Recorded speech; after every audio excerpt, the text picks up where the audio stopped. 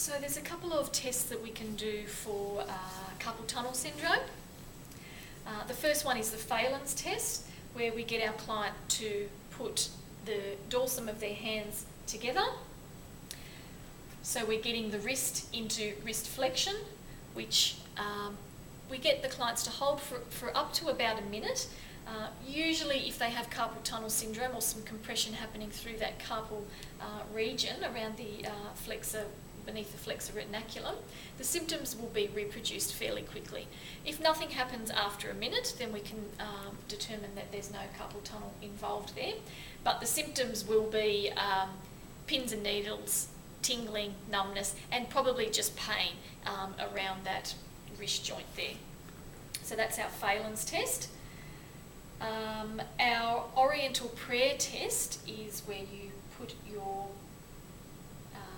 palmar surface together, and what we want to look at is if our clients can actually get these thumbs to touch.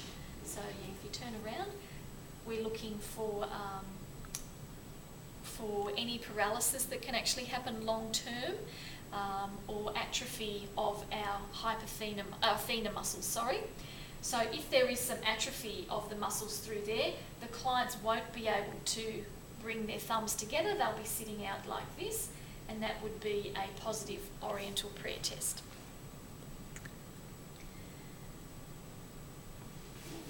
The third one is called the Tinnell's test, where I ask my client to take her hand into this position where she's just opening up into extension a little bit, and I support around the wrist, and I take my finger and just tap fairly firmly over that flexor retinaculum where that median nerve runs through, and if she gets any symptoms into her hand, any shooting, sharp pain, that would be considered a positive Tinnell's test for compression of the medial nerve through the carpal tunnel.